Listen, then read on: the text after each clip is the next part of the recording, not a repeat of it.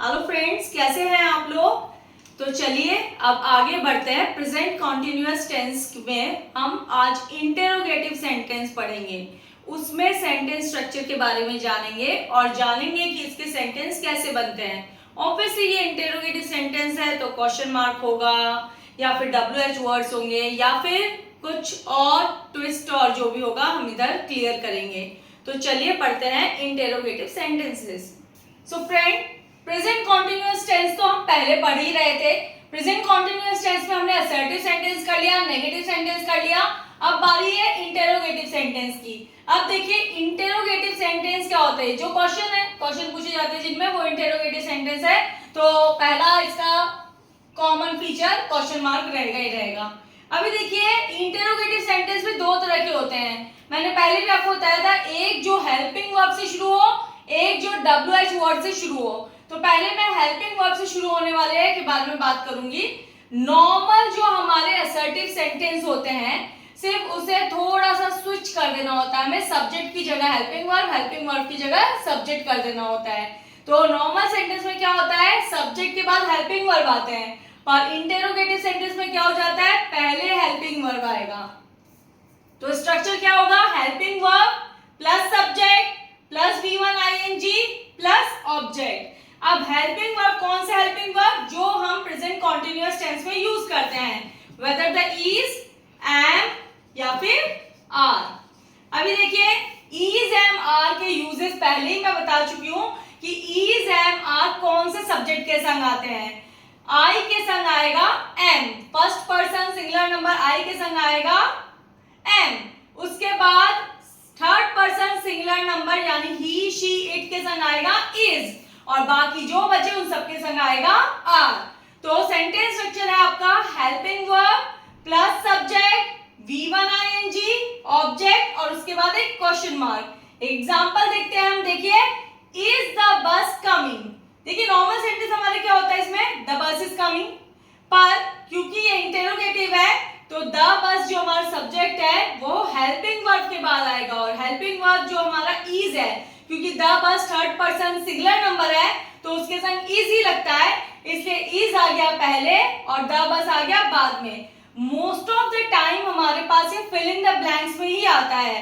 तो जब हम गैप फिलिंग करेंगे तो हमें यहाँ पर दिया जाएगा कि आप यहाँ क्या फिल करेंगे। तो हमें देखना है कि बस, the bus third person singular number, तो यहाँ पर इज ही आएगा। तो ये गैप फिलिंग करने में हेल्पफुल होता है। अगर आपको सेंटेंस स्ट्रक्चर अच्छे से समझ में आ गए हैं तो आप अच्छे से गैप फिलिंग कर सकते हैं बिना कोई मिस्टेक के। तो सबसे पहले देखिए the bus third person singular number है इसलिए इज आया है, तो सेंटेंस क्या हो गया आपका, इज द बस कमिंग।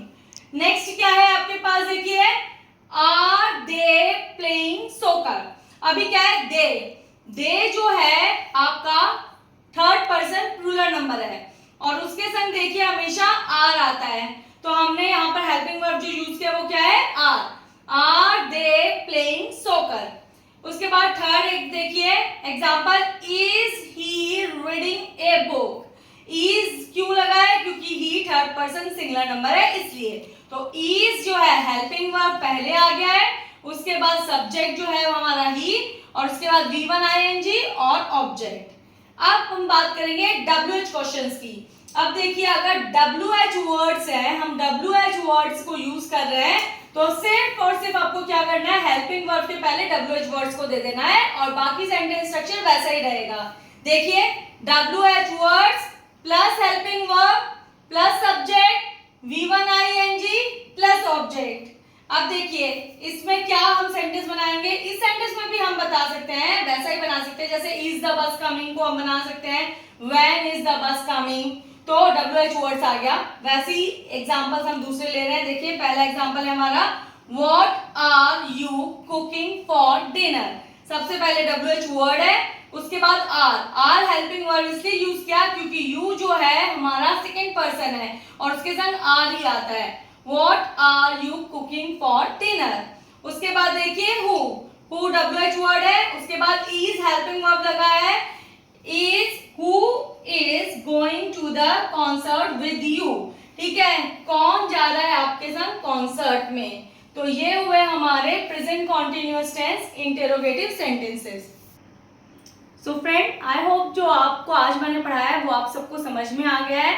इसकी प्रैक्टिस करते रहिए, गैप फिलिंग वगैरह कैसे करनी है वो भी एक्सरसाइजेस करते रहिए। आपको हर एक लेवल पे ये काम आएगा, आपकी बोर्ड क्लासेस में आपको काम आएगा, तो आप इसको बहुत इजीली समझ सकते हैं इन सब रूल्स के थ्रू, और आपकी मिस्टेक्स मिनिमाइज हो जाएंगी। और अगर बहुत अच्छे से आपने समझ लिया है तो ऑब्वियसली रिमूव भी हो जाएंगी। तो अगर आपको मेरे ये पढ़ाए हुए चीजें सही से समझ में आती है और आपको अच्छा लगता है हम मुझसे पढ़ना, तो प्लीज मेरे चैनल को सब्सक्राइब जरूर कीजिएगा अगर अब तक आपने नहीं किया है, और वीडियो को लाइक एंड शेयर जरूर करें। Thank you.